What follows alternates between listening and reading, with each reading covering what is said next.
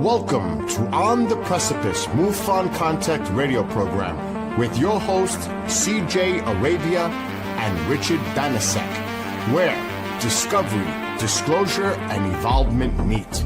We are on the cusp of evolutionary realizations, technologies, and awareness, so come along and share in the adventure of discovery of who we really are and where we are going.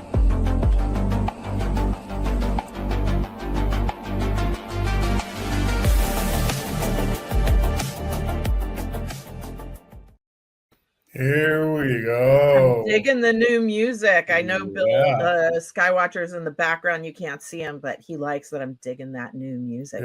Yeah. It's very nice. Very nice. Good to see you, Richard. Good to see you, CJ. How's life treating you? It's going great in the middle of the holiday season here in California. It's been raining, which we love. The rest of America always gets sick of hearing us say, "Oh, I love the rain," but everything's good.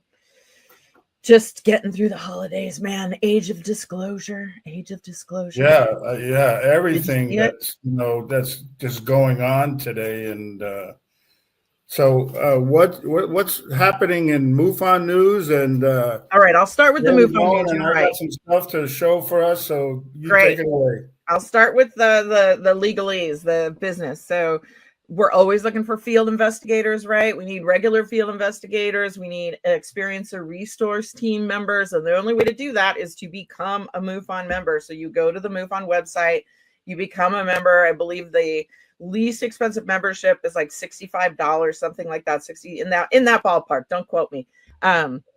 And then if you want to become a field investigator, you reach out to the state director and say, "Hey, I'm a member. I don't want to become an investigator, or I'm interested in the experience or resource team." And that state director will guide you through what you need to do, the book you need to get, the test you need to take, all that kind of stuff. But yeah, we need you. We need people. We get reports all the time, and all over the world and all over the country too, in places that don't have field investigators or don't have enough field investigators to cover the cases that they actually get. So I work for the Anniversary Feinstein on the CAG, which is the Case Assistance Group, CAG. And I'm doing a case in Tennessee right now. And it's fascinating. It's so exciting sometimes to get these cases. But yeah, that's why we need people. There's awesome cases out there that don't even have a field investigator in that area. So I'm doing the case. So we need more of you. And then so we have also, like you said, your case is an ERT. So this is the Experience Your Team resource page on our site. So that's very encouraging. A bunch of our members and people who are involved. I know you're down there, I'm down there, and our team of psychologists, our medical professions, some of our counselors, our members, just people who are just involved. And there's Anniversary. Anyway, you can get a look at the team. They're on the website. And then and then a lot of every state has people that work on the people in their state, and we're with Southern California, and Richard and I are both field investigators and both on the experiencer resource team. So then the other thing I would just say really quick is we are members of Southern California MUFON, both of us. And so we're going to start in January having online meetings that are open to the public. They're MUFON meetings, just like we normally do for our members in person. We're going to open them up to the public because so many people have questions for us and, want to learn. So we want you to join us and we want you to learn. But you're going to have to go to our website, which is SoCalMUFON.com. Or just Facebook, Instagram, just look for Southern California MUFON, SoCal MUFON. You can't miss it. You're going to find us, follow us. We're going to start posting who the speakers are each month. We don't charge a fee. We take a little donation to help pay for the website and stuff if anyone wants to, but you certainly don't have to. Mostly we want you to come to the meeting and check it out. You want to talk a little bit about what we just went through with our meeting with the SoCal, with the guests that we had, and how that went? That's my next paragraph I have written right here. I said the last meeting was memorable for sure. That's what I wrote out. Paul and Mary and Steve were there, our guests who we're going to be speaking to soon. But Paul Hynek spoke. He did a tribute to Earl. Stephen Bassett spoke eventually. He got the time mix. I guess there was a time change. So for a little while we hung out talking about Earl. It was actually a really fun meeting, kind of because Steve running late And then Dan Harari called Steve on his speakerphone and was like, hey man, where are you? Why aren't you at the meeting? And he was like, it happens in an hour. And he's like, no, it's happening right now. Yeah. So then he logged in while and I don't know, a lot of the people that came, like we were like, oh man, but people said they really loved the feeling of camaraderie, that it was, felt like a fun party. It was a lot of good friends chit-chatting and stuff like that. So, and a lot of people that just came because they loved Earl, wanted to show their support, and we appreciate that. Not everybody wanted to sit through a 2-hour meeting, but they showed us their support and we appreciated it. So, right. But what I'm going to talk about, I'm not even going to bother with a book because nobody cares about books right now or medical breakthroughs. They only care about The Age of Disclosure, which just came out. And I've seen it twice, and I'm just going to say about it because I know not everybody's seen it. But I did 2 screenings. I did one on Saturday. I invited some UFO friends. Yep. And then I invited like 5 UFO friends and 5 just friends from our regular life who don't think about UFOs, probably don't, if they see an article about UFOs, they're not probably going to read it because it's just not really in their world. That's not what they consider like real news or anything. But right. maybe open to it, or maybe have questions, have seen a video, but weren't sure if it was real or not. So we had a great screening, and you know who liked it the most are the people who don't, it's not for us. It's not for the ufologists. Like people like you and me and Mary and Stephen, you're going to watch this movie and you're going to go, I didn't learn anything new, because it's not for us. This is for people who, to me, what it felt like, it was sort of saying to the rest of the world, you may not have been paying attention to UFO news lately, but here's a season 1 recap of what happened at all the congressional trials and what people said and what that actually means, what they said. When they said they found biologics, or, ships going not 3,500 miles an hour, but going like 70,000 miles an hour, like 35,000 miles an hour, things like that. And they get into a lot of great details that even I've had some friends who have a mild interest in ufology and read some articles, but say, oh, this was mind blowing. So I think for a lot of people like us who are like skeptical, will remain skeptical even if you see it, because you're not going to learn anything new. But what it is I do think this movie will be a form of disclosure for a lot of people that have heard of the topic but never entertained it. And it's coming out, right before the holidays. Like, this is the movie, if you're into ufology and all your family makes fun of you, this is the movie you say at Thanksgiving after dinner or Christmas or whatever your holiday gathering is. When Grandpa says, should we watch a movie? You go, yeah, we should. We should watch this movie because I want to see what all of you think of it.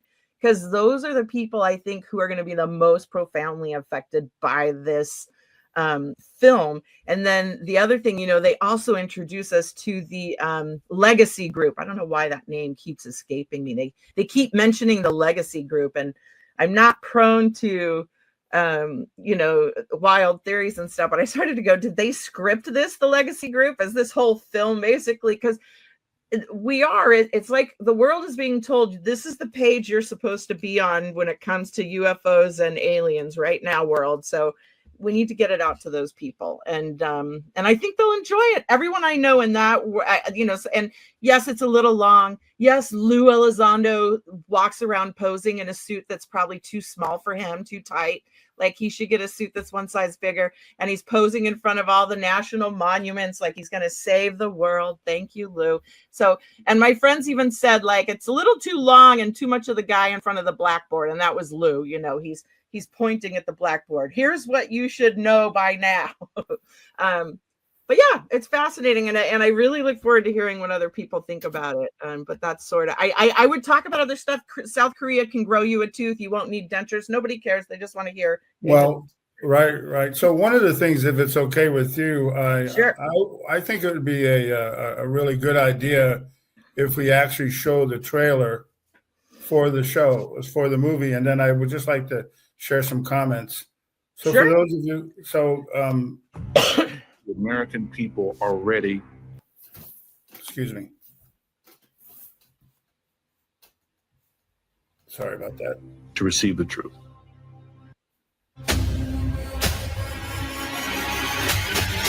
Humanity is not the only intelligence in the universe. Humanity is not the only intelligent species. We are absolutely not alone. Non-human intelligence exists. UAPs are real, they're here, and they're not human.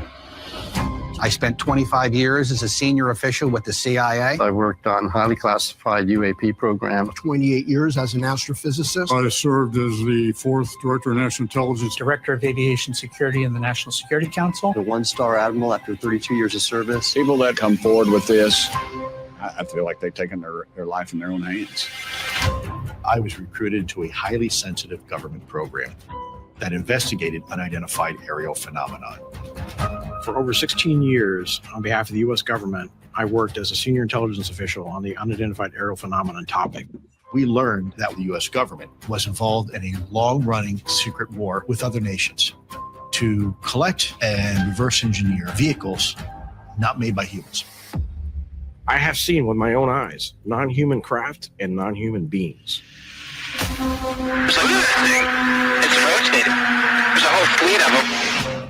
The first country that cracks the code on this technology will be the leader for years to come. China has established its own version of a UAP task force. You think for a second that they wouldn't consider using it to achieve their ends of domination? This is similar to the Manhattan Project. This is the atomic weapon on steroids. This is so secret, very, very few people in our entire government have been allowed access to it. Even presidents have been operating on a need-to-know basis, but that begins to ramp out of control. It's not acceptable to have secret parts of government that no one ever sees. You better be careful about a government that doesn't trust its people, because there's no telling what they'll pull on you. This is the biggest discovery in human history. You had information being locked away that could change the trajectory for a species. It has so many beneficial impacts, including clean energy. We should have disclosure today. We should have disclosure tomorrow. The time has come.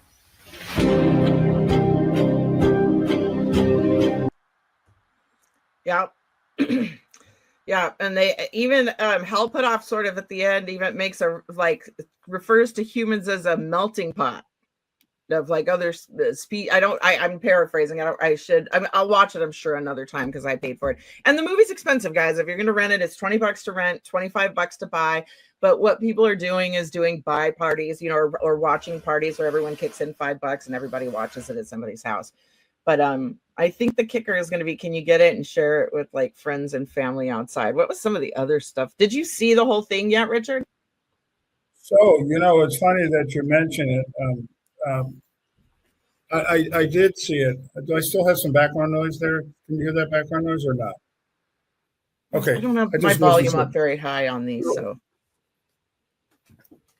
Go ahead. So, what did you think about it since you say you saw it? So just give me just a second here. I just want to make sure that I don't have any of that stuff going on. Just a second. Okay.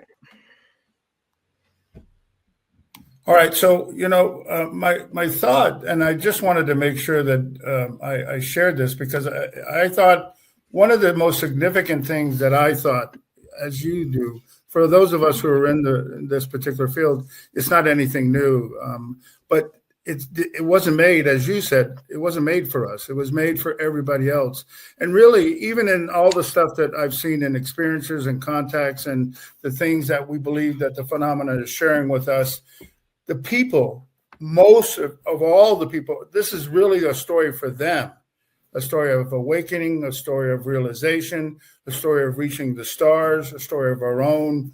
It really is defined by really what our show is, On the Precipice. We're on the cusp of reaching out and becoming who we are, and maybe let's see. I hope so. I hope people 6 months from now we're not like, wow, we were, how so many times something comes out and we're like, oh, we're excited about this, it's going to make a difference, and then we're 6 months later going, oh wow, remember in 2017 was it when they released those UFO footage and so many of us thought, oh, now is the time, and then it just sort of fizzled away, right?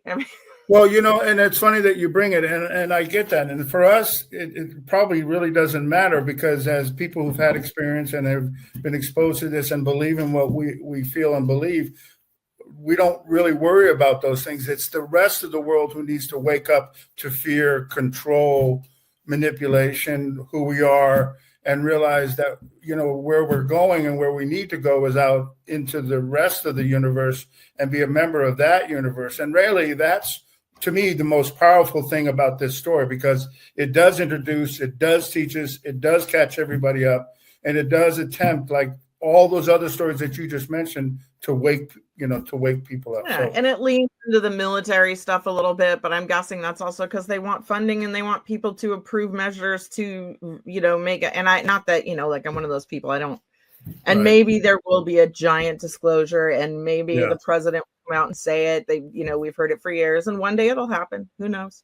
and But, because finally, before we move on, we all know who are part of what we believe in this phenomenon. We know what disclosure is. We know we believe who they are, and we've experienced who they are. So it's just about time for everybody else to realize who they are, and so that we can hopefully evolve and move on. So anyway, one of the things that we like to do too, that I like to talk about, is I like to every so often bring astronomical stuff. And this, to me, was something I saw recently. It's a black hole. And then it's an eruption of a black hole into a star, and this was actually given as one of the slides, and so I sort of want to, if I can, let me see if I can do it. and that's somebody's artwork, it looks like, right? Because it gave a credit. It looks like it's part of art, but and there's a particular reason too. While I bring it up, and I just want to bring just. Hopefully, Steve and Mary can see it too, because we'll come back to it later. So anyway. Very cool, good article. The Sun, as you can see, did it. And I suggest that for those of you who are a part of it, to read the article. Great pictures, love astronomy, love what the James Webb Telescope is telling us, and just, some of the other things that are going on there, which is cool for us. So, again, what we like to do at this particular time, and I'm just going to mention it, so hopefully Mary and Steve won't get mad at me about the picture that we choose to introduce them.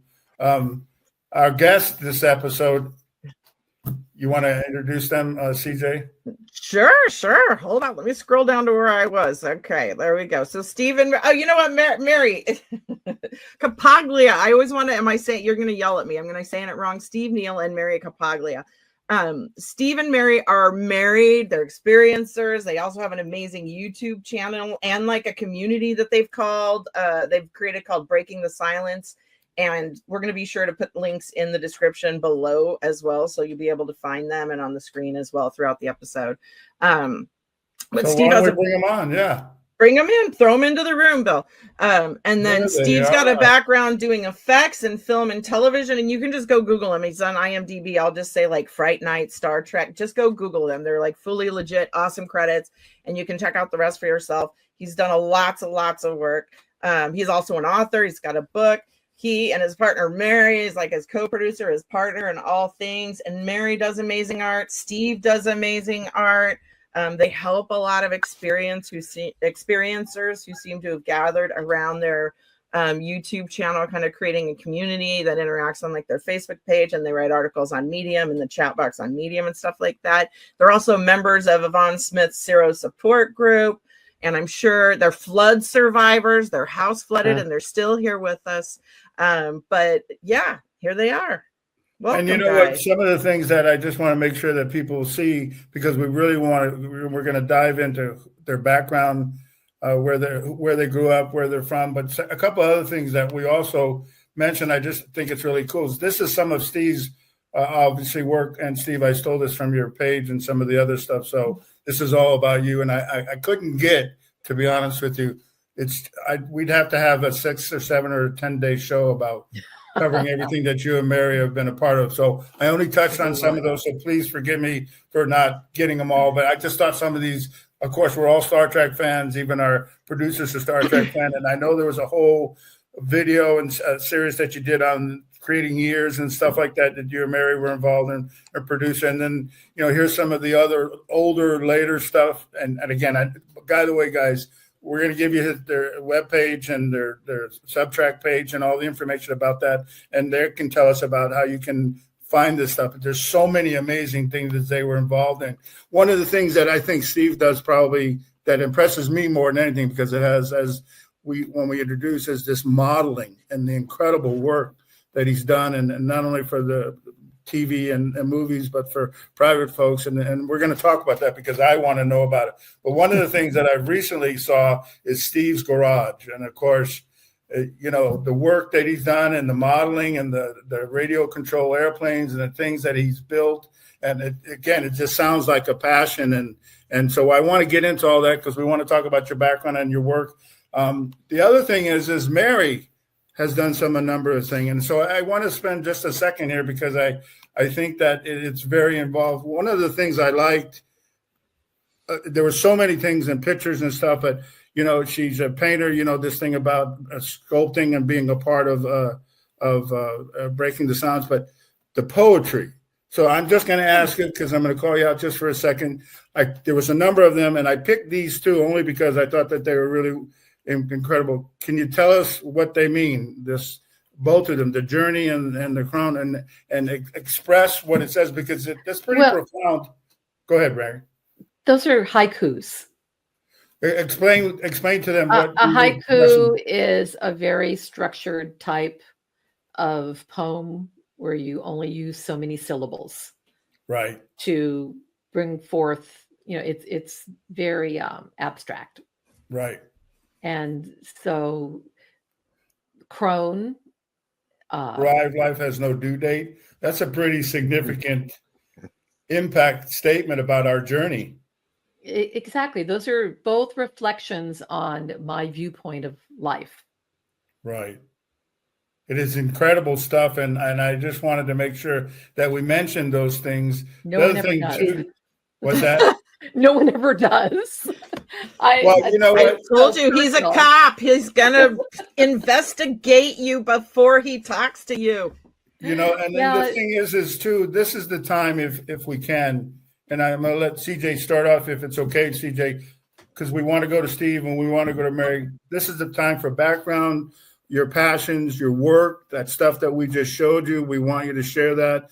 And then as we get towards the break, we'll kind of let you know we're going. And then next hour, we're going to talk about Steve's experience and how Mary is involved in that in his life, and then show a couple of things that Steve's created that I think are pretty powerful about what we all are about here on this channel and on The Precipice. So, CJ, great. I mean, guys, thank you. Thank you so much for coming and being here with me. You guys are always super supportive of everything we do, so I really appreciate it. Mary? Cacciapaglia. Cacciapaglia. You know what I meant? We were all talking before the recording, and I had it written in huge bold letters, like ask her to say her name. Because even if I know how to say your name, I'm going to look at it and I'm on camera and not be able to say it. Even in my signature, I put how to do it underneath my name. Yeah, I suck. I'm so sorry. I suck. It's okay. No problem. Richard used to say my name wrong, so it's just a tradition. It's just our tradition. It's how we show love here. Did you say your last name, Richard? Banasak. Thank you. And I think Steve is the only one who's got the most normal name. All of us are kind of oddballs, and so Mary. Steve sometimes goes first. Why don't you go first about? Okay. Tell us about Mary. Tell us about who she is, where she's from, and a little bit about your work, and then your relationship, if you don't mind, and interaction with Steve. How do you interact? Very careful. Very intensely at times, especially when it comes to our business. Right. So you're business partners? Yes, we're business partners. We're both artists. We've worked on many things together.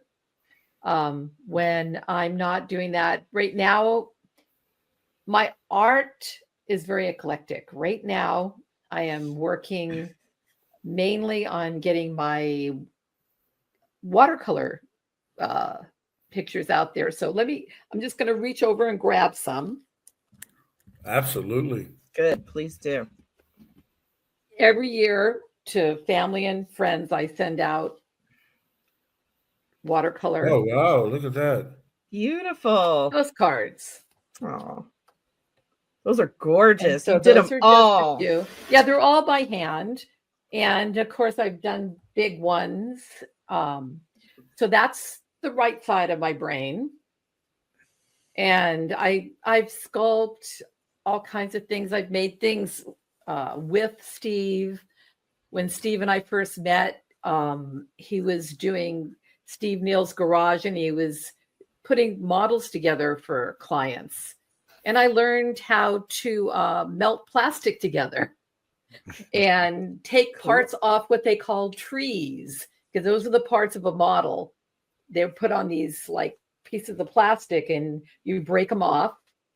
And that piece of the plastic you broke it off of is called a tree. So I learned how to break pieces off trees and melt plastic together. You don't glue it, you melt it together. Right. Like a welding situation. Yeah. And so I remember the first time he asked me to paint something at the studio. And we had a mechanic next door, and he wanted a license plate painted. And I think it was for a Ford. And I had to get everything just right with their emblem and everything. And I said, I don't do that for other people. And he says, yeah, you do. Here, take it upstairs and paint it. Get it done. And so I just been working as an artist by the seat of my pants. When we make a movie, I'm the one that herds the cats, gets all the actors together, makes sure the food is brought in and the craft. And I work around the other artist and making sure everything gets done when it comes to movie making. And then I'm behind the camera sometimes too. I've made videos with my art that's on my personal YouTube channel is Art by Cacciapaglia. So I just dabble in everything, and that's why I was so surprised when I saw my poetry up there, because that's just a little thing I do on the side. And so, do you want to ask me some questions about all of that? Well, one of the things that and maybe Steve can also mention is, so it's ironic how people are sort of attracted to each other, especially with energy. And some of the little background that I did, and that's why I asked, because I'm asked about where you came from. Both your parents and Steve, to a certain extent, I think your parents and your grandparents, they were all artists to a certain extent, whether they were music. My mom was. Yeah, whether it was music, whether it was building, whether it was creating. And so you guys have naturally, it seemed, to gravitate in the course of your life at the journey where you all met and came together. So I thought that was pretty good. So yeah, a little bit about maybe who, I'm sorry, go ahead. Even my mother's family, they were all musicians. Right. So it's, they're visual artists, musicians. I don't know if it's in the DNA or why, but everybody was and have those talents.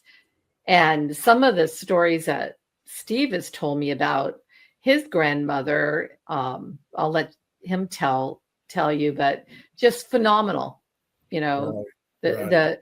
The 6 degrees of separation and the people that we have known in our lives, right, that I don't think you would have met those people if you didn't have an artist background. And you probably wouldn't understand each other the way unless you, it's another level of interaction and understanding from an artistic and a creative standpoint that, you can gel, because people who are very creative, they see things in their minds first and how they can even create it. And it's amazing how they're able to manifest it into the work that they do. And then the partner or whoever they interact understands and able to add their own strokes or their own aspects to it to even create something even more better. So just so that we know some back, you're not from California originally, right? Or are you? Well, I kind of am. I was born in Salem, Mass, but I came to California as a very young child. So, and then we went back to the East Coast a little bit during high school, but then we came right back here. So I was brought up in Manhattan Beach, California for most of my childhood. So yeah, I'm a Californian. And the other thing that I do that you probably didn't look up, which is kind of cool because I got you on this one, is I'm also a healer. I do Reiki and Reiki healing. Oh wow! And I'm in a women's group that does healing, so I also do that. Yeah, actually, I did see the group that you're talking about, and I do know that. Again, that's the spiritual aspect of an esoteric or whatever, and we all know that that's a component of this whole phenomenon aspect. But I should have brought that out, and I will have to work on that, Mary. And I did see that. So. I was hoping you can't get it all. He got he got your haiku, Mary. Give it to him. Yeah. And not only that, I don't know if you saw it on the thing. Is that the background was actually that painting that you had on your poetry site. Yeah, I did notice that. That was really cool. So thank you. All right. So Steve, yeah, who are you, Steve? Who am I? Where do you come from? What's the background? Born in San Francisco in Mount Zion Hospital in 1952, and I don't know where I lived initially in San Francisco, but my first consciousness of living in a place was on 47th Avenue, which at that time we had Playland, and the Cliff House was very busy, and I could hear the seals at night and the foghorns, and I mean, I grew up in that environment, and I never really liked it. I never liked living in San Francisco. I didn't like the city. So my real joy was to go and spend time with either one of my grandmothers who lived way out in the country. That was a place that I wanted to be. So that's where life started for me. And so you went to school up there, I'm assuming, and then eventually got down this way. Pacifica. Well, after my mom and dad split up, then we moved. My mom bought a house in Pacifica, California, which is on the peninsula, which is only about 20 minutes away from San Francisco. But I liked it a lot better because it was on a hillside. It was more like Marin County, and which is where I love to be the most. Yeah. So we moved there, and I went to high school there at Oceana High School. And I was there until approximately 1973, when I came to Hollywood for my career in Hollywood, which actually happened. I mean, so many people try to do that, and my whole family laughed at me. And one of them even said, "Well, don't you have to have talent to get a job down there?" So, yeah. That sounds like a sibling. Who said that? Grandpa or a sibling?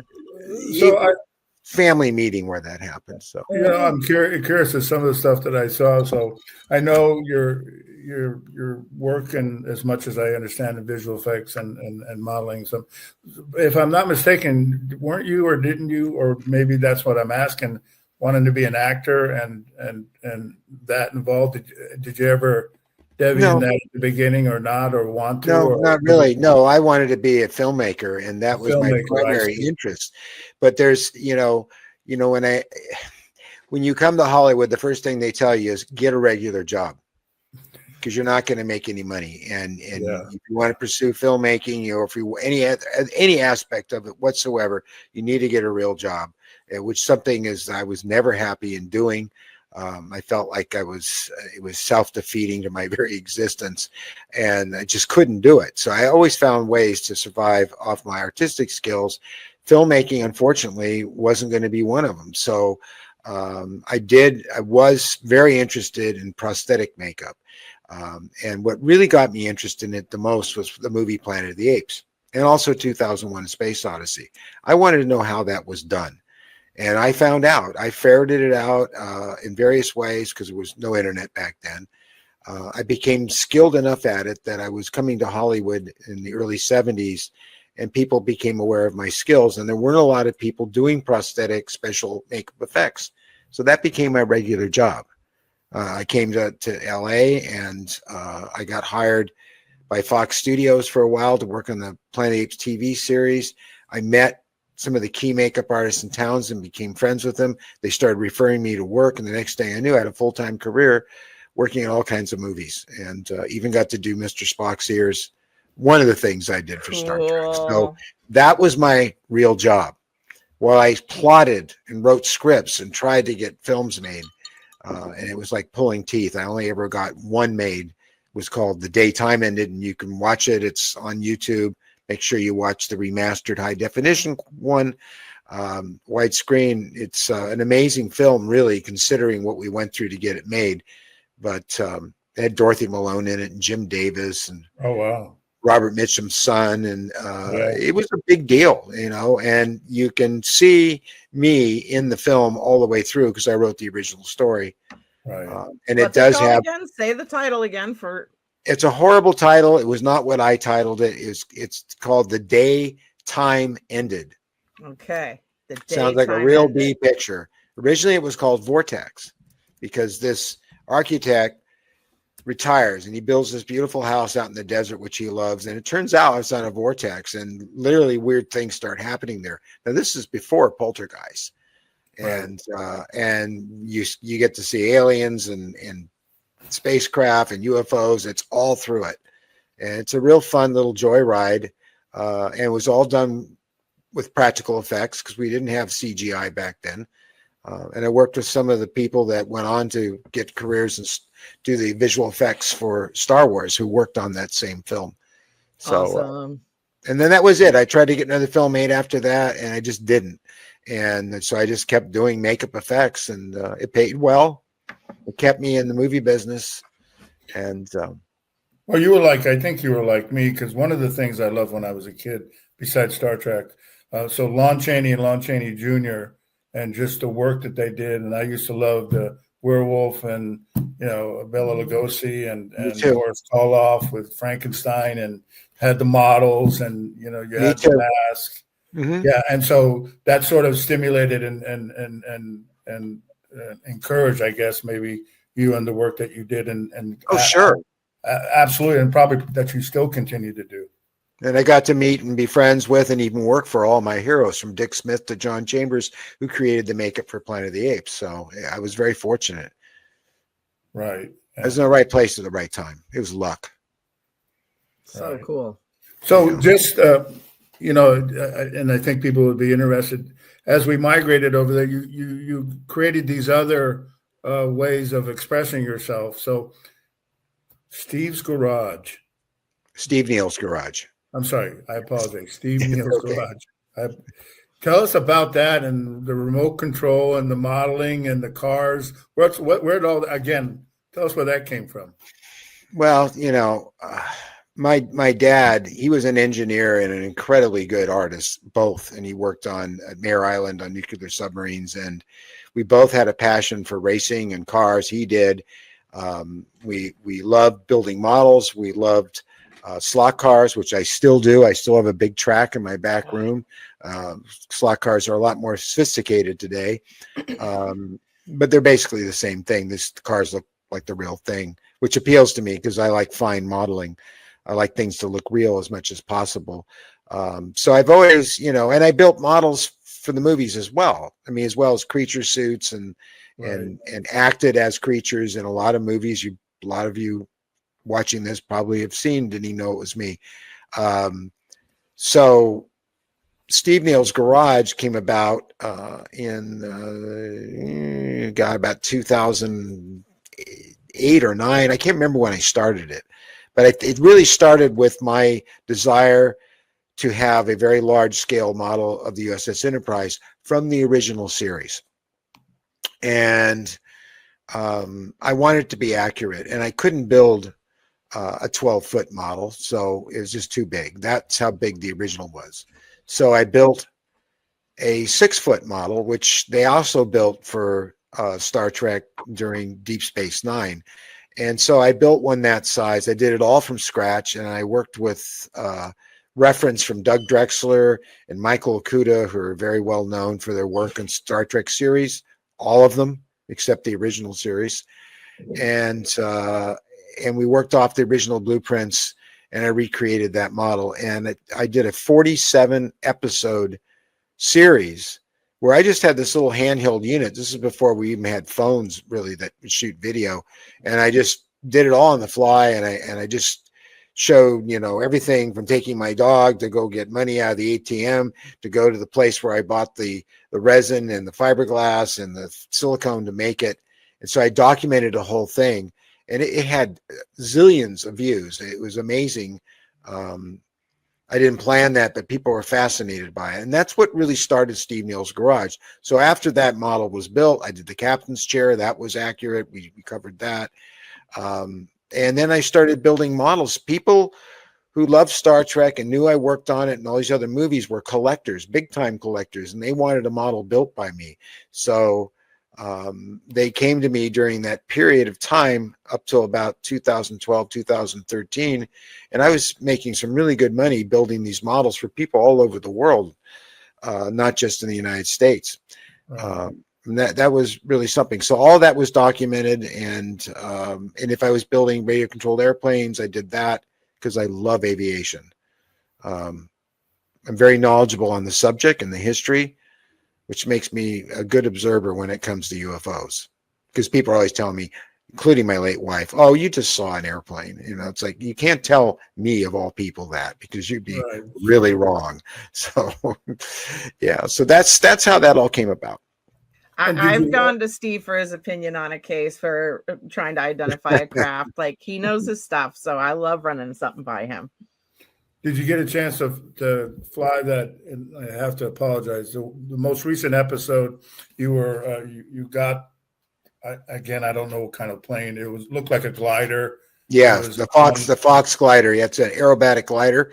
Yeah, I did. I flew it yesterday, and the new show, Steve Neill's Garage, is going to be uploaded after the show. I didn't want to upload while we were recording the show because it would have affected the bandwidth. But yeah, it flew very well. And where do you fly at, if you don't mind me asking? The Sepulveda Basin. Oh, I see. Ed Woodley there, you know, at the Apollo Field. I'm a member of the Valley Flyers. I have been for years.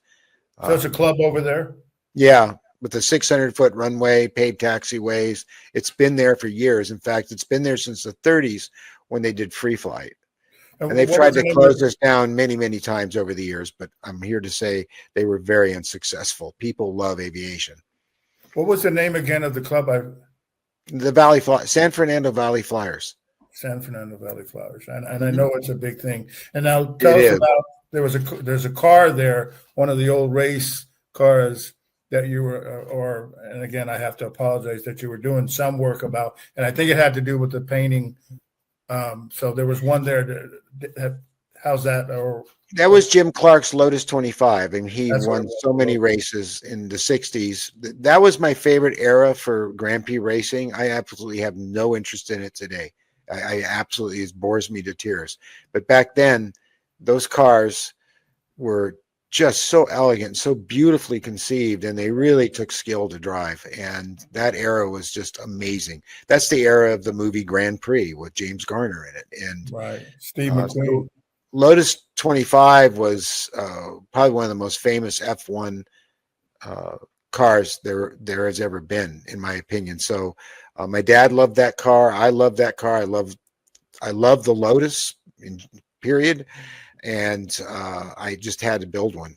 And so they stopped making the kit 25, 30 years ago, but I found one and that somebody had it sent over from Japan. And it's just coming out beautiful. Yeah. So, you know, one of the things that I want to ask both you and Mary too. So you both have, and I know we're going to talk about Breaking the Silence because that's coming up, but you both have Breaking the Silence and a number of other Substack things that you're involved in.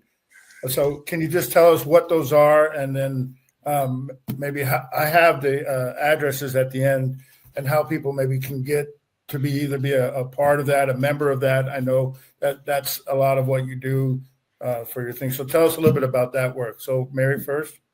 Okay, well, Breaking the Silence Project is our website, and you can actually go to anything that we do off of that, whether it's one of our Substacks or we have a weekly newsletter that we put out that says our show that's coming up on Friday and what the show was last Friday in the comments.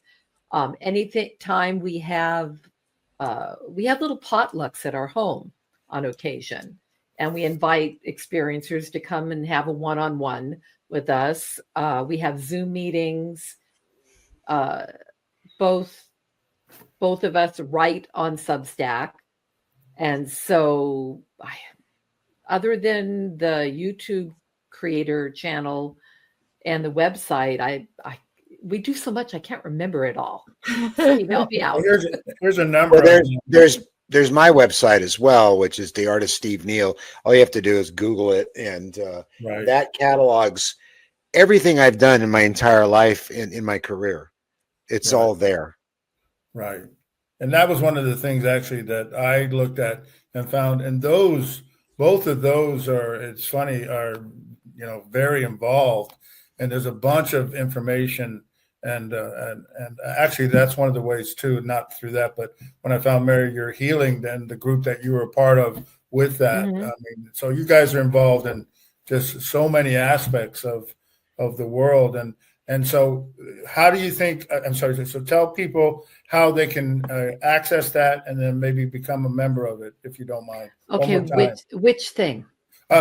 So you tell us. How do we get to you? I mean, the best way to get to us is through our website.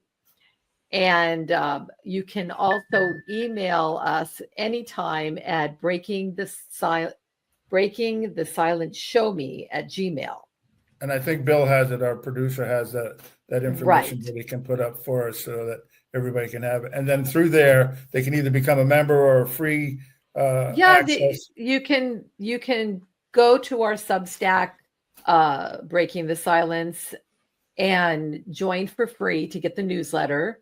You can go to our website, leave a comment there, and leave your email if you want to ask us a question there. We're also on Reddit in the group Our Experiencers, and we also have a Breaking the Silence Reddit group as well as a subreddit. So there is so many different ways to get in touch with you, and we respond always to any question. We certainly try to. Or statement. We're very good about answering people's comments and emails. We feel that's so incredibly important. And so many of the YouTube creators and other people involved in this don't do that. And it's really, and they will always give me the excuses. I just don't have time for that. You know how busy I am? Well, I'm sorry. It's just not an excuse. You can find the time for it. You can. And a lot of these people, all they want to do is be acknowledged. Oh, yeah. You saw my email. Oh, and they're so grateful, and it makes them so happy. And to me, that's and I'd like to add to that. The whole reason that we started Breaking the Silence was to give experiencers a platform where either anonymously or in front of a camera, they can tell their story, because they feel very isolated. They feel like there's nobody in their community that understands them. They can't talk to their parents. Sometimes they get divorces over this. And we're there to give a platform to make experiencers feel less isolated. So that's why we originally started this, because nobody wants to feel alone. I have to point something out to her too, is that this whole thing was her idea. Wow, Mary. At the very moment that she came up with this idea, I'm thinking about what I'm going to do with the plane in the back to make it fly better. And she comes up with this idea of, it's all your talents. It's movie creation. It's the experiencer. Everything that we've seen, we've made movies. I mean, it was time, and we're about being authentic. We don't care, about AdSense or any of that. What's important to us are the experiencers, and that nobody feels isolated. Oh, there's your webpage. Is that the webpage that we're talking about that they can access you guys on? Yeah. Yeah. And then if they want to go look at what I've done in the past, related and unrelated to this, it's steveneils.art.blog. And I've had that website since like 2004. And I keep adding to it, and it's just a monster at this point. And I think that's where I got most of your stuff, to be honest with you. Yeah, you can see a picture of me sitting with my giant Enterprise behind me and some of the masks I've made, of which one is a Travis Walton alien. And yeah, it's I think people would have a lot of fun there. But if you want to know more about all the things I've done and I'm still doing, that's the place to go for that. Yeah, and you know, we were talking backstage before we came in, and it's led to the door that you guys opened. But I think one of the biggest things that is needed, and CJ even mentioned this with the work at Southern California MUFON, the support, providing a place for support for people who've had contact, who've had experience, who have had whatever about this phenomenon that we're involved in, and that we are the phenomenon. And I've said that many times only because that's my particular belief. And talking to people who have gone through that and have dealt with it can help others in the weird and unusual and sometimes chaotic and sometimes crazy experiences. And they need that for them. They need people. They need a place to go and vent and talk to people who don't think whatever, but that will just listen, as you say, and then respond. You know, Steve, you were saying that too about responding. So I think to me, that was probably one of the critical points that you guys are involved in and that you provide, is just that support forum and venue for them. So yes, that's way cool. Yeah, we really care about them. And because as someone who has this experience,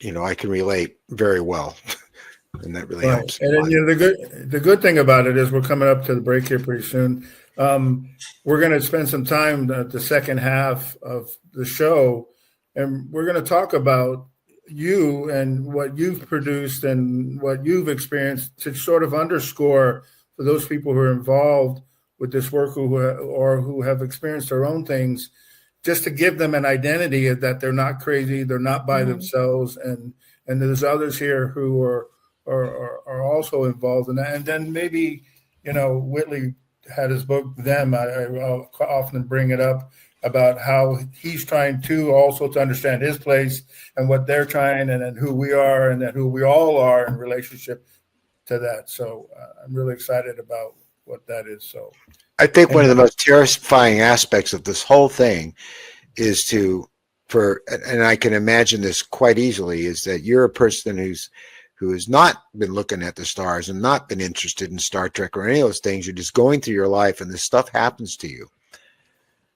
And you're totally unprepared for it. And your biggest fear of all is not that you saw non-human intelligence beings in your house or in your backyard. It's that you're losing your mind.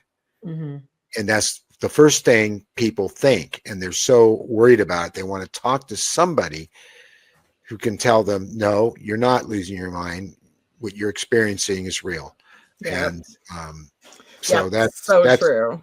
Yeah, what Bill Skywatcher said in the comments, like so true. You start questioning everything. Like, did that really happen? Did I make that up? Like, I remember thinking, I've never had a false memory before. It was like, false memory even a real term? Like, what, you know, like your mind tries to make logic out of what is completely illogical, and it just goes to its natural default of like, that was in your head. Yeah, like, that's it. You know what I mean? Because you got trash to take out, dishes to wash, laundry to do. You know what I mean? Like, what? I love doing all that stuff. It makes me feel good. Yeah, they should come down and pitch in once in a while, huh? Yeah, right. They did the other day when they found my solder for me.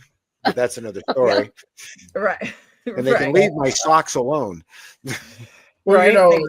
You know, the physical world or the science world, which again, we're trying to balance it all, sometimes goes, like all of us, to one extreme or the other. So if we can't touch it, feel it, and whatever, then, or we can't explain it, then we don't even need to deal with it sometimes, because we're locked sometimes in boxes. And, you know, in reality, you know, this whole idea about squaring the circle, and that whole thought about really there is no boundaries and just helping people to understand. But the good thing about it is in the second half of our show, we're going to go into that with you, Steve, and some of the things that you have. And then hopefully, you'll share some more insights and tell us some more about the story. And then maybe that will also inspire others to not only reach out to MUFON and all that, but to get to somebody that maybe will listen and reach out to you if they don't want to talk to MUFON. They're all We're always telling them to go out to MUFON. Yeah, and I send people to you as well because you guys offer something different than we offer, right? There was that hesitation by people because MUFON in the past had been very nuts and bolts, and we know about Debbie Cobble's story and how they wouldn't consider her case because she saw little people or little children in her backyard. That was the end of it. But that has changed, and I'm here to tell you, if you're watching this, that has very much changed with MUFON, and they are very, very. They take what you have to say very seriously. So do not be afraid to reach out. Right now is a good time. So there's more experiencers involved in MUFON today than ever before in the history of MUFON too. So you're not alone. So before we go to break, I just, only because it's my own, I just wanted to share these 3 episodes. There's a billion of them that break, not they don't have a billion. No, 250. Breaking the Silence have done a lot of them. So these are some of the 3 that I've actually watched. And, Susan Hansen's book, and the dual soul and her experiences that she does over in New Zealand, and that was a great episode. And then you talked about Deborah Cobble.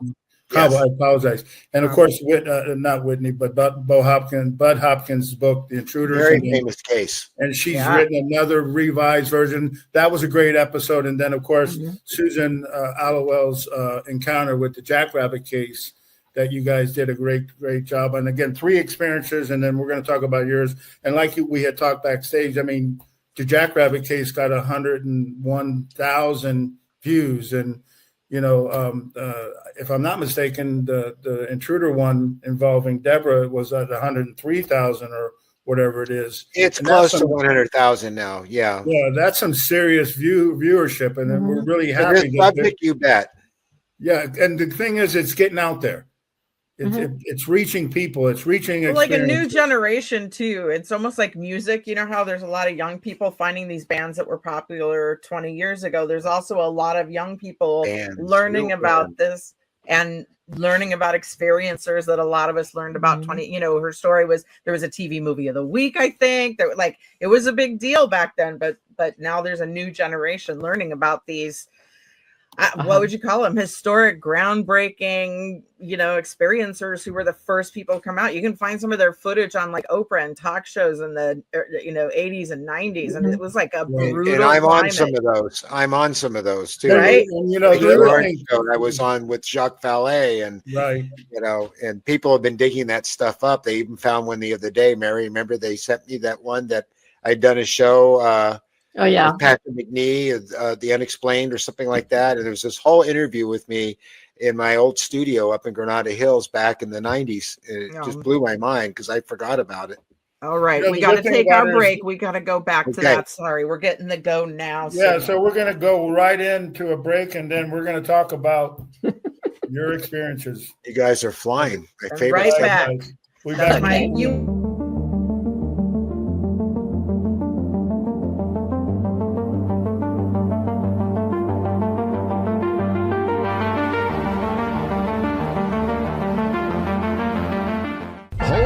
To your seats, Cosmic Explorers. KGRA Digital Broadcasting, the unrivaled #1 source for raw, uncensored paranormal and UFO talk radio, has just unleashed a sizzling online merch store. Stay cosmic on the move with accessories, rugged phone cases, vibrant yoga mats, and notebooks perfect for jotting down UFO sightings. Ignite your obsession with the unexplained through bold, exclusive gear that demands attention. Kicking off with the Supernova, the store launches 2 heart-pounding collections, KGRA Digital Broadcasting and Bishop James Law. Every item you grab helps power the network and its groundbreaking shows. Stand with the truth seekers. Act fast, score your stellar swag, and join the uprising today.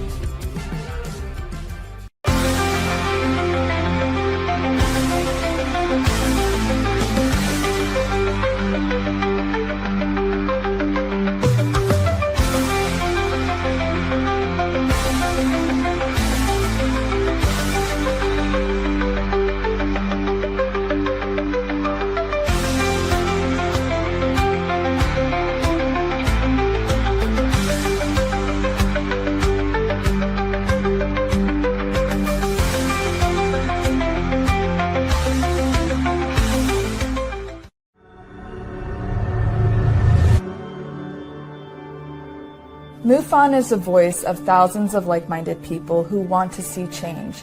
We speak up against UFO secrecy. We engage governments and agencies around the world on the topic. We share information with the public through our journal, website, newsletter, social media, and even our own TV channel. When you join MUFON, you add your voice to the cause. Few things are more important in our time than understanding the UFO question. Join MUFON. Find your friends.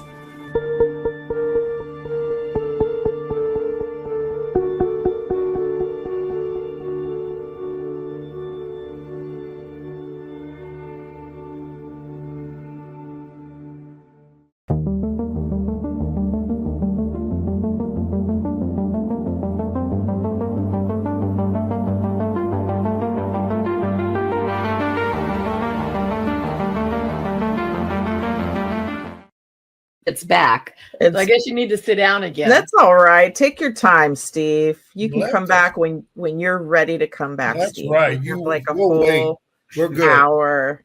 But you know, some that Steve said as we were leaving, but we have been going at a good pace. I mean, That it goes- felt brief, by the way. That did Yeah. feel kind of brief. I don't know if Bill Skywatcher shortened our break. Is a Yeah, surprise. but we're flying. We are flying, you know.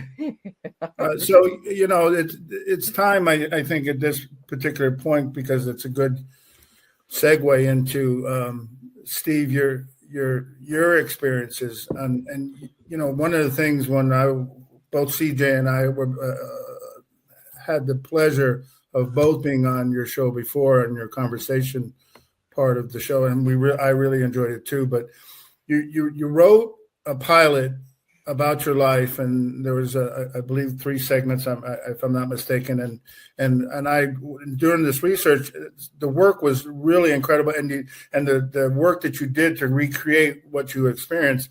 I really think it's a good way to start our segment by just, if you don't mind, I'd like to run one of the segments that you have, and it really is from sure. You know, it really is, and I just want to make sure I got this. You know, but something is out there. So, But something is there. I'm sorry.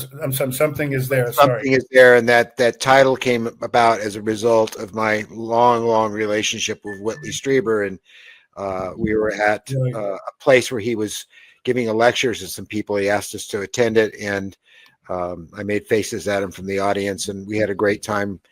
And then at one point he said, "You know, we really don't know," and he says this to this day, what we're dealing with, but something is there. And we were looking for a title, Mary and I were looking for a title for the film.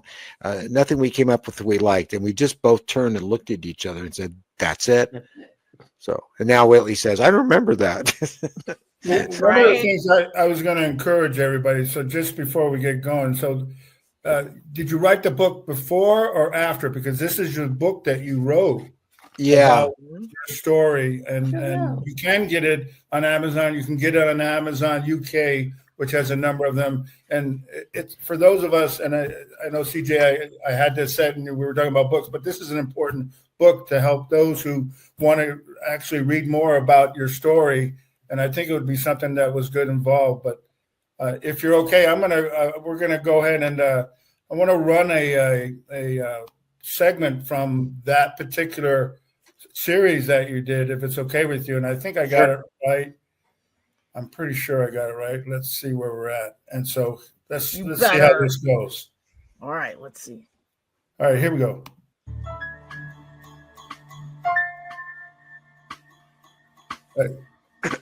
Everybody see it? Yeah. Yeah, Is it full screen or is it no, full it's not screen? full screen. No. So let's see what I can do about full screen. I remember very well Two arrows. when this all started. I was only 7 years old, sleeping in my cozy bed in our San Francisco flat. My bedroom was part of an old San Francisco house turned into 2 flats years ago. We lived in the lower level flat. It was a cozy old building that was once a Victorian house, now modernized.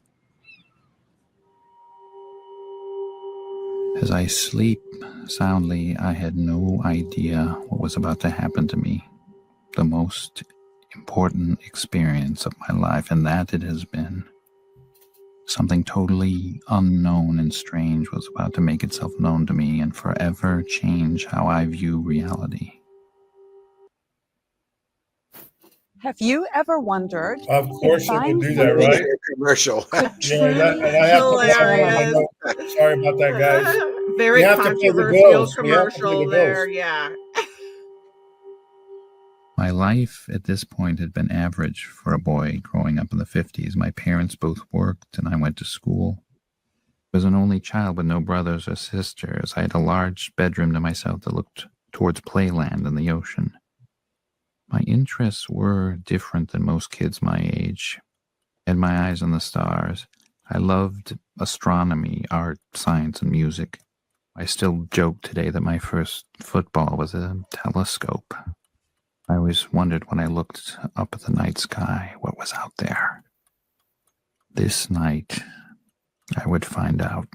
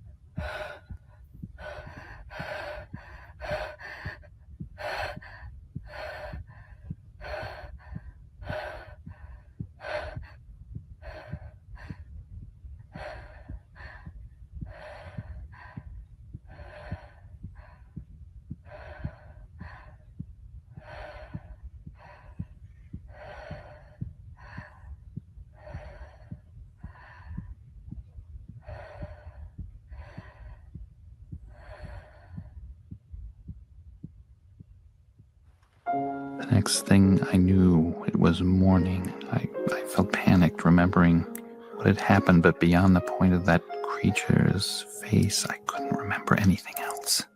Not even how I got on the rug. Could remember that I was so scared that night that sometimes I would sneak in to sleep on the bed with my parents. I was afraid of the lightning people. At least that's what I remember my mother telling me. That's what I called them.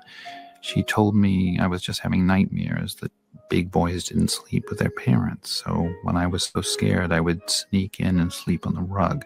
I know today what was happening to me then, but when I was so young, this was all new. It was hard to know what was real. Who were these beings? My heart told me it was real. Wow. The breathing. I know. Yeah, I remembered. That's how the film starts. Yeah, and I had people saying, "There's something wrong with your sound there. There's no sound," and it's like, the film was shot very professionally. I've called on a lot of favors from friends. One of them is a DP from Hollywood who helped get into the business when we were both very young, and he gave him his time. His name was Paul, and it was meant to be seen on a large screen, like any film in a movie theater. And so, but people were watching it on their phones and their pads and stuff. And so, they didn't understand But despite that, the film did pretty well. We spent all of our own money and some other people's money as well to make it, but we never released it to make money. We released it for the same reason we did Breaking the Silence, to help people. I knew that if I went to Hollywood and my connections and said, look, I've got this script and it's about my experiences, and they would have turned it into something like Fire in the Sky. They would have made it sensational and frightening and scary and full of booze, and it wouldn't have been accurate, and they just won't let you do that. So we decided to do it ourselves. We had the wherewithal, we had the studio, we had the equipment, we had all my friends that I've worked with over the years in the business, and we made that film, and we made it just to release it so that people could see it. And it's amazing the emails that we got as a result over the years, because the very thing you were talking about earlier is that this helped a lot of people feel like they weren't alone and they weren't crazy. You know, it's funny, and the reason that I wanted to show the last part of it, you know, about you sleeping on the floor in your parents' room. So I just finished a case, and one of the things that she told me, besides of, you know, she was in her bed and she saw these silhouettes and they were shadows and they're bulbous at her head, and then, you know, the time went out and missing time. But she said when she remembers, so now she was 20 when she was telling me years old when this happened. She's 50 now. But she said, you know what? Since we're talking, and this is how we got to that, because she didn't reveal this initially. She said, you know what? I remember going to see my grandparents back in Ohio. And when I was in, she called it, was I in middle school, junior school? She didn't remember, 11, 12 years old. And she stayed in a bedroom, pretty much like your grandfather's, I guess, house when you were living there, and some of the stories that I heard. I was in Marin County, yeah. Right. So she was in her grandparents' house. She was in the bedroom downstairs. The door was always open. And that's where she first saw them come and interact with her. But the thing that I'm saying, she run up to her grandparents' bedroom and get in bed the very first time she got in bed with them. And they were saying, what the heck's going on? Well, she was scared. She was totally frightened about what she experienced. And they calmed her down, but it happened so many times that her grandfather put out a cot. And if she got really scared, she could run out of the room, come up and sleep on the cot to have the comfort. And when I saw your film, I thought, I just talked to an experiencer who, after she's 56 now, she never told anybody, you know, and she said, not only that, my cousin, who was 10 years younger than me, he was at the same house as our grandparents 10 years later, and he did the same thing, and her grandfather put out the cot. I just thought it was a very important thing. So, Steve, tell us, was that the first time that you remember or experience, or what did that represent? Because it was at the beginning. Yeah, it is. It kind of is. I mean, in hindsight, over the years, I do have this dim memory, and I did a piece of artwork of it that's been used quite a lot by Yvonne Smith and other people, of a gray looking into the bars of a crib and his baby laying there. And it's been a running theme with me because I have a very not so dim anymore memory of it happening.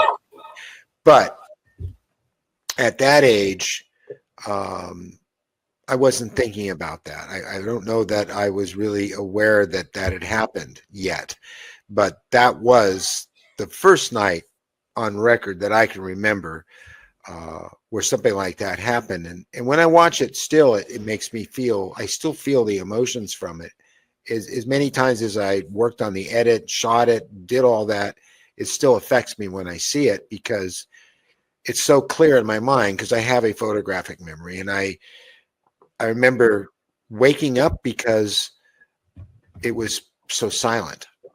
And it was so silent, I questioned whether I could breathe. It was almost like I was in a vacuum chamber. And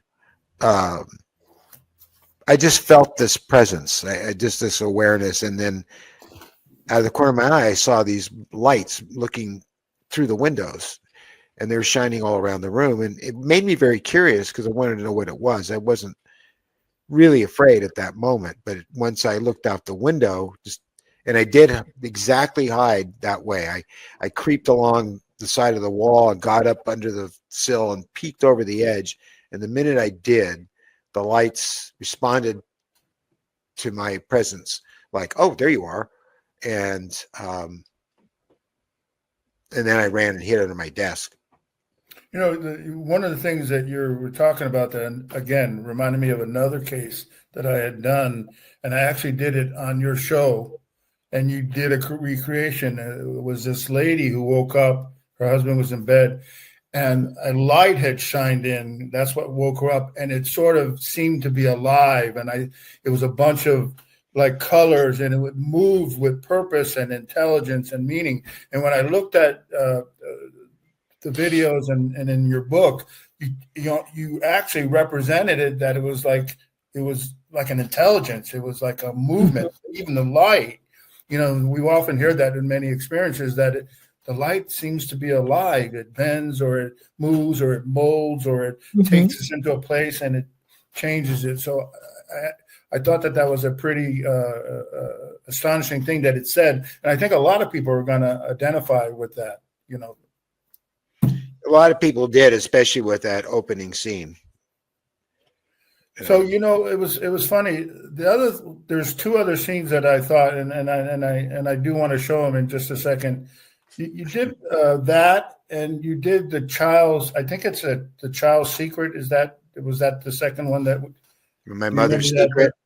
Yeah. So, and the reason why this one is important, and if you're all okay, I would like to show another segment, and then I want to talk about that, because one of the things that we see oftentimes is people remembering. Susan remembered in terms of the Jackrabbit, Susan Holloway, and her time eventually, and a lot of it was promulgated by going to a therapist. Yours were being Yvonne Smith, who helped you through your things.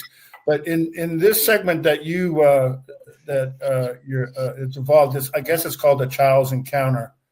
I want to bring that up because I did a few. I thought this was a good one, because it talked about, as you grew and became more involved with it, how it affected your life. So this is not from But Something Is There. This was done more recently. And I thought that this was a really cool segment. So let's go here. Let's make sure I got this particular aspect. And the thing I liked about this too is your grandfather and you had a lot of interaction. And this is there are clips.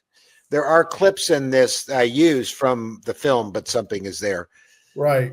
So what I'm going to do is, so we both have something in common. My mom was born and raised in Ireland. I lived there when I was a kid. So I kind of identified with what your grandfather was going through. But this is going to be a couple of more minutes. So I just want to talk about it after we see it. So here we go. Okay. All in the sky.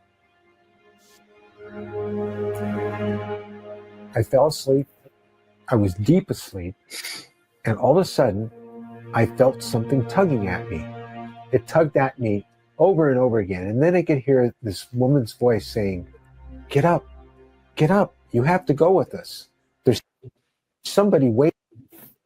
To follow your heart, you need to think ahead. You did it again. At UBS, we match your ambition with waiting outside for you. Please get up. We won't harm you. She got me to wake up. I rolled over. I looked at her, and she was this large-headed shadow. I could just see the gleam of the eyes. She got me out of bed.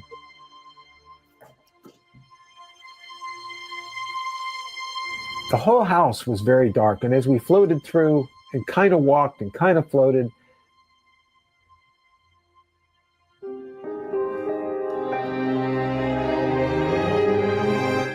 we got to the sliding glass door, and I thought for a second that she was going to open the door, but she didn't. She grabbed my hand and she pulled. And as she pulled, I felt myself going through the door. I was surprised. I could see her going through the glass. It's like it was nothing. And I felt this little tug as I went through it. We got to the backyard, and in the backyard were several grays waiting, the small ones, like children. They were standing and they were looking off to the east. and they were like looking for something, waiting for something. And she said, just stay here, be calm. We're not going to hurt you. We're going to wait, and something real special is going to happen. I'm standing there. So I looked in the direction that they were looking in. And as I did, I could see the mountains, the ones I used to hike in. And from behind the mountains came this saucer-shaped object, black. You could tell because there were clouds and there were stars, and it kind of blotted them out as it came, and it was heading in our direction. It got very near to us, and as it did, there was this reddish purpley glow coming from underneath that suddenly appeared, very softly. It got over the backyard, this light came down. It was very soft blue light. It wasn't really, really bright, and it looked all around, and it found us, and it shined on us. And when it did, I suddenly felt weightless.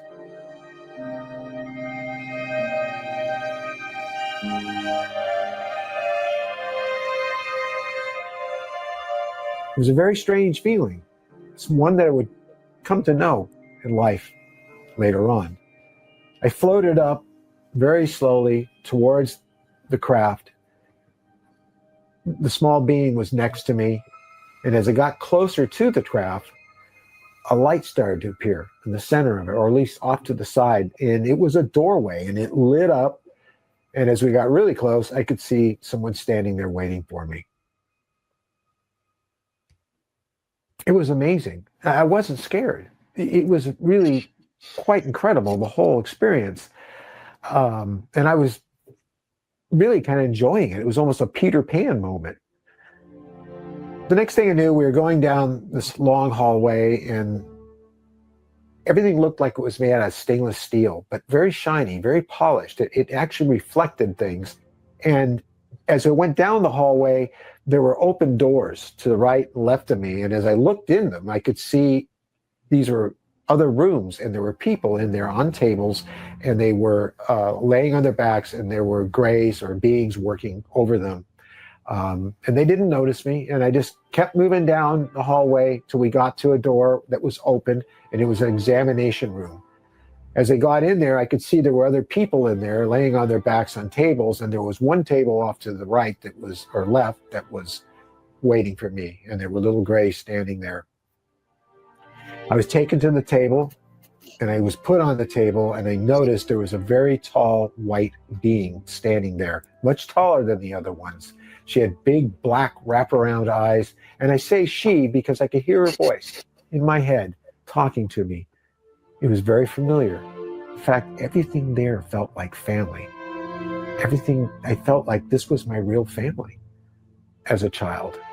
And so she spoke to me, and she told me we weren't going to hurt you. They always said that. We're not going to harm you. We just want to do some tests. I wasn't paralyzed. I could move around. It was like I was doing this willingly. So I laid on the table, and I laid back. And at this point, I am starting to get a little scared because she's amazing. She's a very tall, thin being with this large head and these large eyes and these very long, delicate fingers. And she was looking at me. And then she'd look away. And then she'd look back again. And then she bent down into me. I could hear her thinking. I mean, I could hear her thoughts. And she was talking to the other ones, and they were planning to do some sort of procedure. But before they did that, she wanted me to be calm and wanted me to be distracted. So she looked down into my eyes. This is the most advanced fleece ever invented. That's because bearskin fleece.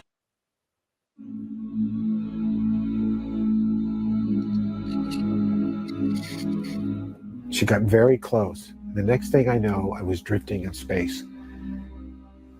I was taken on a ride.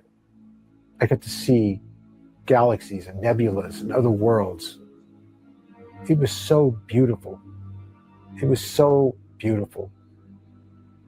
And the funny thing is, at the same time, I felt this love and I felt this caring.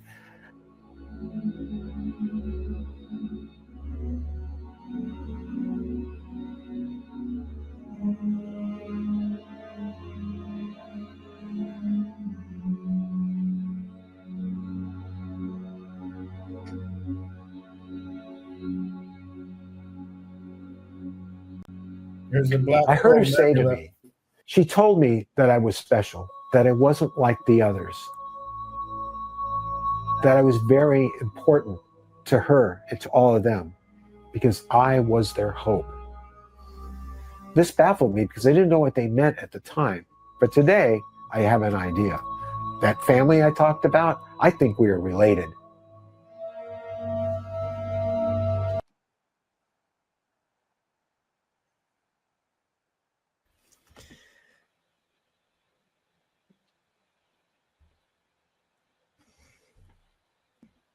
Are you frozen, Richard?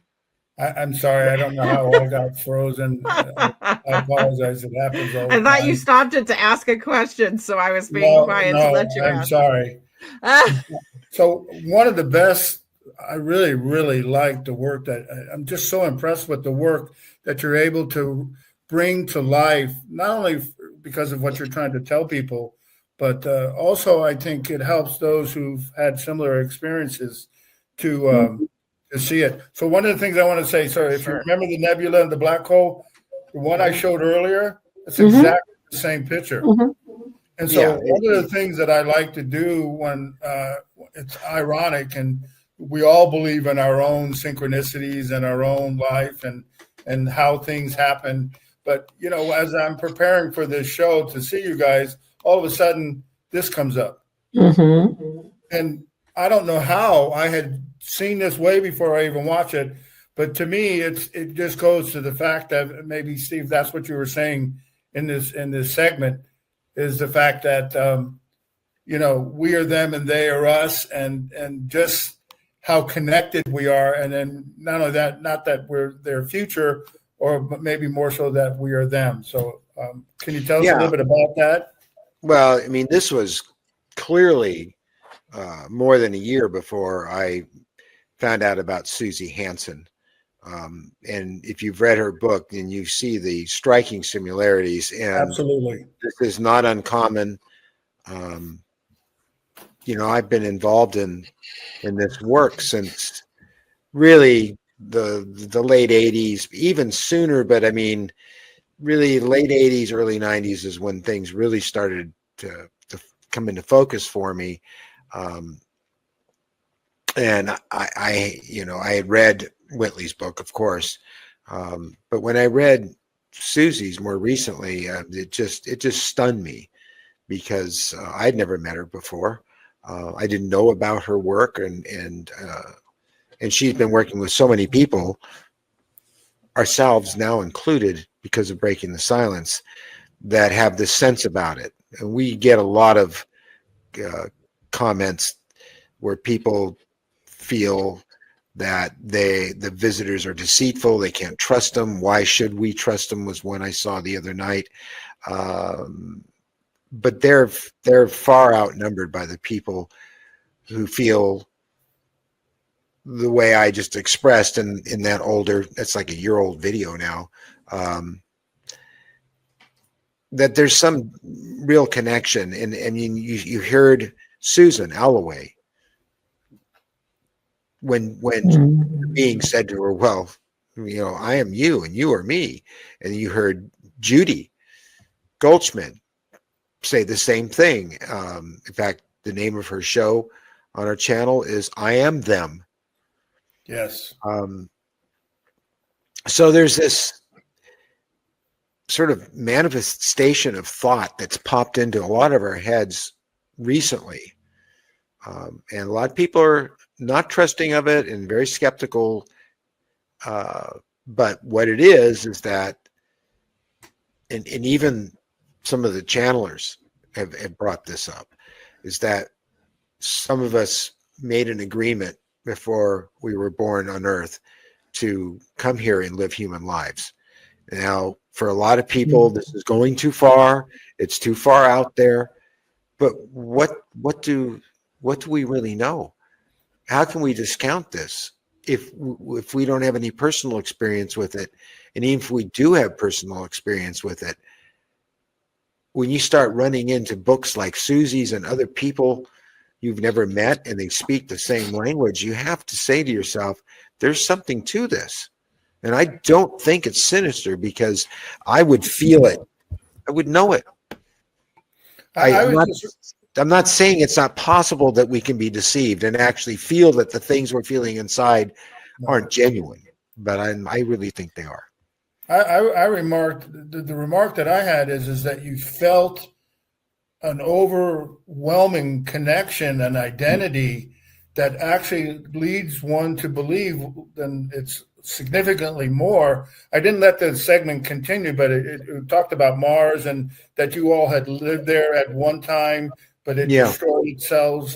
And then it just gets back to what part of the phenomena is trying to share, which we are the phenomena, is that we need to wake up, we need to be aware of who we are and to the universe, to everything, and really not deny ourselves, but to reach out and to embrace what is coming. And in both in Susie's book, Susan, your stuff, it's all the same sort of thing. It's not so much that it's fire and brimstone. You guys are evil. You're going to burn each other. However, those things have happened before, but it's more so of evolving who you are and what you really are aware of. Mary, did you have something to say? Yeah, I think there's one word to describe much of all of this, and that's consciousness. Absolutely. And the definition of consciousness, when people say we're all connected, that has to do with consciousness and non-local consciousness. And that's how we are connected. And then further, the awareness of that. The aware of the consciousness, yes. Yeah, and that's, I think, the thing about, and I'm not trying to divest, but one of the things I liked about the age of disclosure, and I know there's many comments up and down, but one of the things it reaches is to the 98% of the population who need to become more aware of who they are and what's going on, so that we can evolve as a species, as an energy, as a consciousness. Yeah, they need to wake up. That they need to accept is what you know what I mean. There's a layer to reality that they're just not aware of yet. They need to learn about it. Sorry, Mary, what were you going to say? They need to wake up.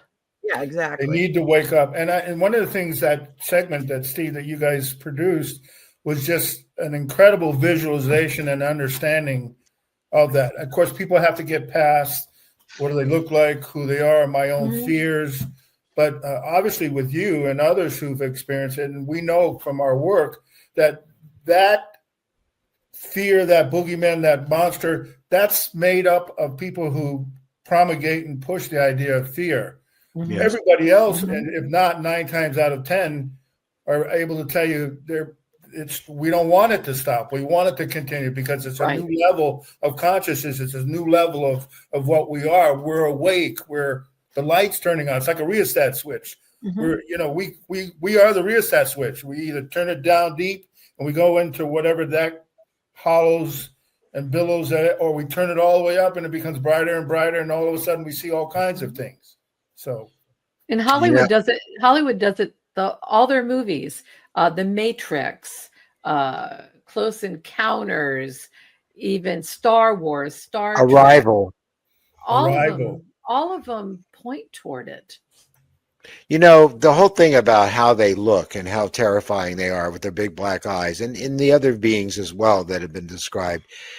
Has anybody ever stopped to imagine for one moment how we must appear to them? Or not? It would be like us going into a gorilla cage unassisted and coming face to face with a great ape like that can rip you apart limb from limb. We really need to think about not just our perspective, but their perspective as well. We are pretty scary beings, and they're murderous. They're risking a lot by interacting with us and trying to do what they're doing. And no one ever thinks about that. It's always about they've taken me against my rights, and they've done this to me, and they've done that, and poor me. And it's, that's all one-sided. But it's funny. There's two sides to every story.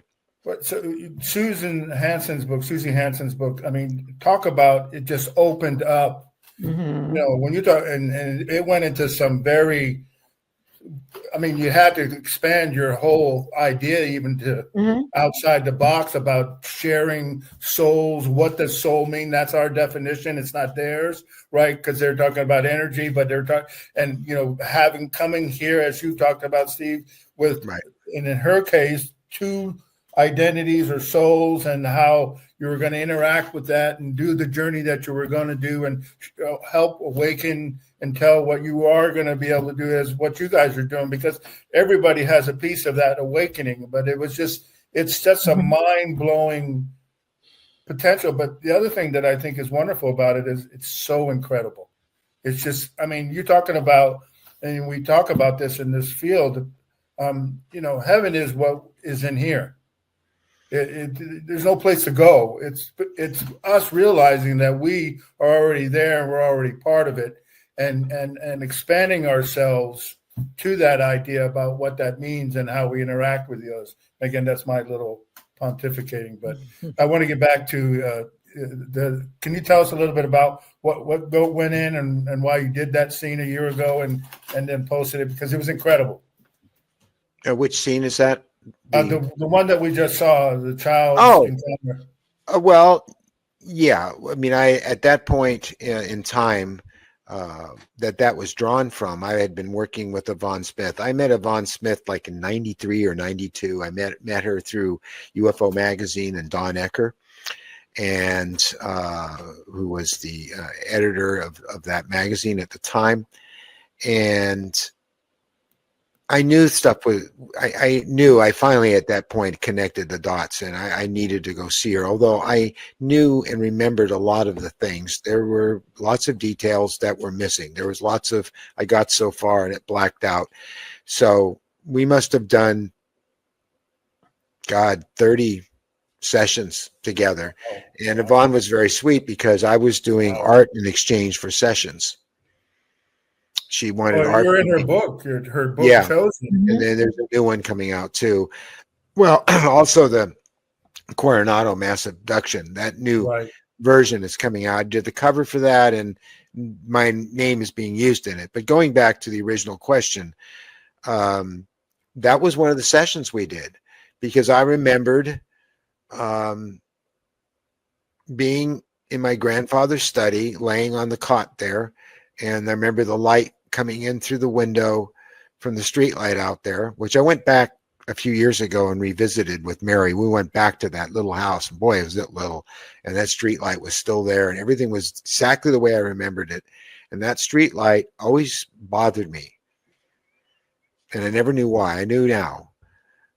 And the picture of my great grandmother, who was a full-blood Blackfeet Indian, was on the wall, and that light hit that picture, and it really was haunting, and it was kind of scary to be in that room. But I remembered sleeping and someone waking me up and expecting to see it be my grandfather or my grandmother, and instead it was the little being.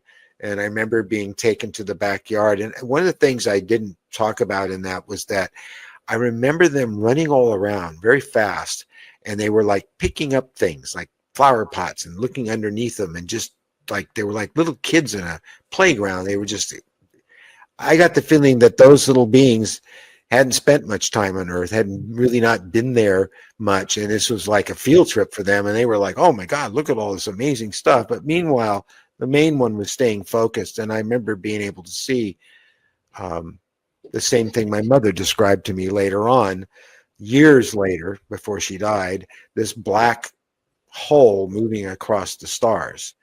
And I did an illustration back then for Yvonne, and as it got closer, I could see the little lights on it, and it's almost like the lights were turning on. And that's about as far as I got. And so we did a regression, and that's what came out. And the funny thing about, I don't know how reliable it is. I really can't say. But what happened to me later on is, as I thought about it more and more and more, I could remember more and more and more. It could be confabulation, but I don't think so. But to be honest, and I remembered being shown things that were so important to me. I was so obsessed with the sky and astronomy and telescopes and space and NASA and all those things when I was a kid. And it's like they took me to see things that were shown in that show, and that's why I did it, to share that you know, it wasn't all about them, and it wasn't about putting me on a table and doing experiments. I don't think that any of those things were ever experiments. I think that was simply maintenance. I think that was like going to the doctor and they gave you a checkup, and sometimes they stuck you with needles and probes and things, but it's no different than what our people do. And yeah, they're more advanced than us, but who's to say that their techniques for doing things haven't changed much? I mean, you don't fix something if it isn't broke. Whatever. I felt that the primary reason for taking me that time, and other times too, was to allow me to experience things that gave me great joy and had filled my wonder. Yeah. Well, I think it came alive with that segment, as the previous segment also showed. And I think it also, besides expressing your own, memories of what happened, hopefully it gives others the ability to maybe sort of identify and gravitate and realize, especially if they need to share that they're not alone, they're not crazy. And the people, as you just said, but and others, what was that? Who am I? I mean, one of the things I thought was pretty interesting when you, even in your book and even some of the other things that I watch, you never ever said, well, it's extraterrestrial, it's aliens. What you said is, I don't know what it is. I don't know. And there's a bunch of old ways of looking at things, but in reality, we don't know what it is. Yeah, we don't know. No. I don't even think you can even put a label. Not even the age of disclosure tells us who they are, why they're here, none of that. Right, and they're trying to get people started on just thinking about the subject, and that's important. And yeah, that's it is. important. Yeah, and the idea is in reality we don't know, and yet the thing about it is, and that's what I said. Not only is there a phenomenon, but we are the phenomenon, and we're part of the phenomenon, and that's even more significant. And people realize that they are us and we are them, and I just thought that segment helped along the way. So one of the other questions I had that I thought was, and we're talking about people who can sort of identify it. You and your mother, you created this, and I remember it. I think it's called My Mother's Secret, which was another segment that you did, and I do want to show a little bit of that. But tell us about she either didn't believe you, or she did believe you, or there was a reason for that. So, because there's a lot of kids and people who have experience when they're children and their parents tell them all kinds of things, and that sort of suppresses, don't think that way, and then they, in a traumatic sense, they hide it or they forget about it. So tell us a little bit about that and how that affected you. And well, what led you to do that scene, that video short? Well, I was always fascinated with UFOs. I was always looking for them, because once you've seen one, you want to see more. You know damn well, I did, that they're not from this world. At least I didn't think they were. We lived right under a Nike base during the Cuban Missile Crisis, and I say under because it's on a hill and above our house. And one night I came to, standing in my t-shirt and underpants in the cold on the back porch, looking at a hat-shaped UFO up by where the base is, which was hidden underground. And it was slowly moving down the hill. My friend Mike was staying with me. He and I used to go up on his roof over his garage and sit there with binoculars and look for UFOs at night. And he was there that night, and I had a very difficult time waking him up. I literally dragged him out to the porch to see this thing because it was so amazing. My mom heard us. She got mad. I got to go to work in the morning. There's no such thing as UFOs. Go back to bed. In the morning, to make a long story short, she came out, threw a newspaper at me that a UFO had been seen in the local newspaper over the Nike base. And she said, that UFO you said you saw, it's in the newspaper. And that's all she said. And she was always quiet about it. And it wouldn't be till 2 years before she passed when she said, I'd seen you on television with that Whitley Strieber. And I was like, oh boy, here we go. And she said, no, it's not what you think. And then she told me about her experience sitting with my grandmother on the porch, and a black disc hole moved across the stars. She knew it was there because she couldn't see the stars. It was very well outlined, because where she lived, you could see the sky very well, the night sky at night. And it came up to the porch and shined lights on them. And when they backed into the house, the lights kept coming through the windows. And then there was a pause, and I said, so Mom, what happened next? She says, I really don't know. Maybe I should have hypnosis. That's the short story. So that's why I made that film. Did she ever have hypnosis? No. She passed 2 years later. Wow. So let's see if I can do this without messing it. It's a very good segment here. I'm going to just stop what I have going, but I think it's a very cool thing because, it sort of shows, what goes on for us. So here we go. And here we go.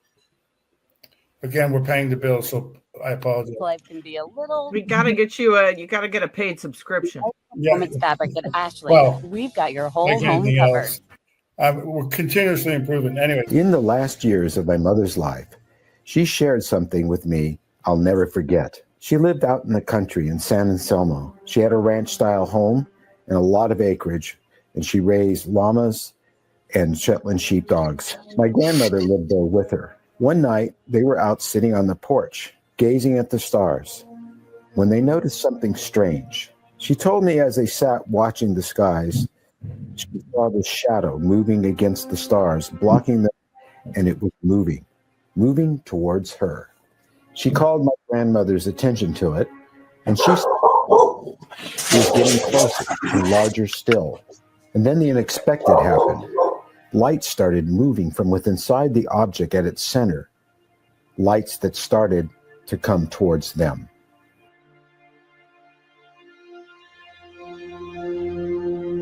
My mother and grandmother were unnerved by this action, but they stood up and watched it with fascination. As the lights centered on them, they became nervous and moved into the house. As I talked to my mom on the phone, and she described this event to me, I asked her, so what happened next? There was a long delay in her response, a silence. And I said, Mom, what happened next? She said, I don't remember. I really don't remember. I know we don't have a bunch more time. We're getting towards the end, but one of the things I think I want you to sort of close with, in a sense, because we're almost finished, is the fact that your mom, at the end, even though you were somewhat distant, we were estranged, yes. Yeah, estranged, but she finally told you that she had experiences, and that others in the family, you learned even more, especially with your grandparents. So it gets this generational type thing. So as we close from your segment, tell us what you think about that, and give us any closing thoughts, and then we'll let Mary real quick, and then we're going to close out. Sure. We're almost done. I really don't have any closing thoughts. I think what I've done kind of speaks for it, but, don't always assume that because, a spouse or a family member, if they get very disgruntled about you sharing some of this experience with them, that they themselves don't have it as well. And they're very afraid, and they're trying to keep it hidden. And you bringing it up really agitates them. And it's a real red flag for me that there's something more going on there. Yeah. Right. Because it's a confirmation that it wasn't in their head either. It's for them, it's like, he's seeing this too. He saw this too. Yeah. My grandfather was very open about it. He was very open about it. And my grandmother used to make fun of him. And that's in the movie, but something else too. It's kind of a brutal scene to watch, but she was definitely that way.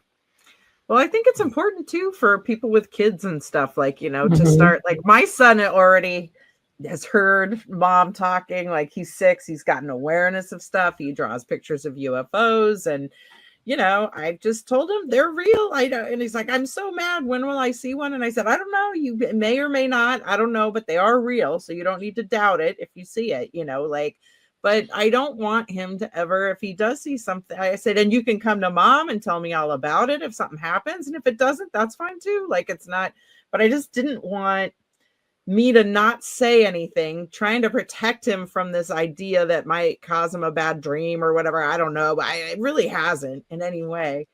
And so I've had conversations with him, and not trying to plant anything, or just, they are. And it is possible you could run into some of these guys at some point, and I've told him my advice, I said, it's kind of like when you see a wild animal. I said, if they want to talk to you, there's nothing you can do to stop it. So I wouldn't run away or anything.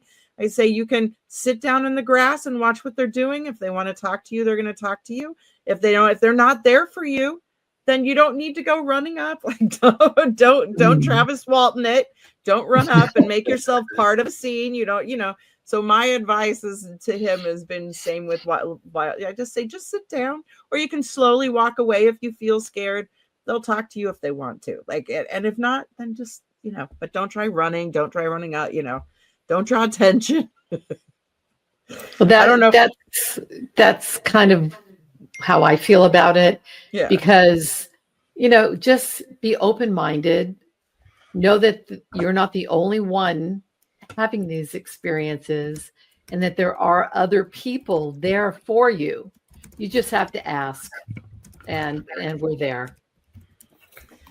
Yeah. There's some contact information for you guys. We really appreciate it. By the way, we flew by. I know. I can't believe it. It's amazing, but there's contact information. We really appreciate your involvement. We'll put it in the description too. We'll make sure the description has links to their website so you can get all this stuff. And we appreciate you.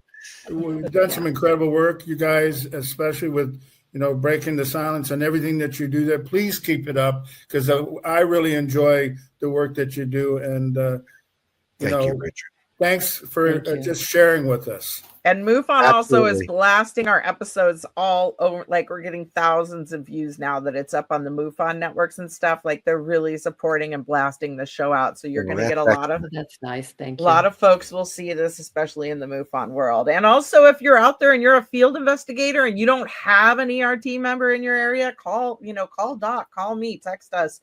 Like, we'll help you out. And we can also put you in contact with these guys. Like, you can send people their way if they want to check out the videos and join their community. Yep. We're going to let you guys go, and then CJ and I are going to close the show. So see you thanks backstage. for being a part of the show. Okay. Thank you so much, both of you. Thank you for all your support. Bye-bye. Bye. I don't know what to say, Richard. It kind of all speaks for itself, like I relate to a lot, like the breathing in the video. I know that breathing, that terrified middle of the night child, or for Steve, I guess he wasn't, but that, like, it's all you can hear is your own breath. Like, you're just don't want to be noticed. Just don't notice. Like you said, the noises, the smells. I know it really takes you there. And even Steve was talking about the light, and I know in one of those other segments, the blue light would come in, and he knew what was happening, and others. But great time. I love the stuff that they were able to create with their podcast and the work that they've done, and I'm just glad that they continue it and create more segments and more shows and more ways of reaching out. So and Earl loved them. Earl Grey loved them. So if you're an Earl fan, definitely check these guys out. Here's his book. This is what we suggest. It goes into more depth in the story. And CJ, anything closing before I close us? No. Let's let Bill Skywatcher go and play some video games. Let's wrap this up. That's a good thing. So we all should remember, just because my path is different doesn't mean I'm lost. Take care, everybody. Bye. Thanks for listening. Bye-bye. We'll be back in 2 weeks. Bye.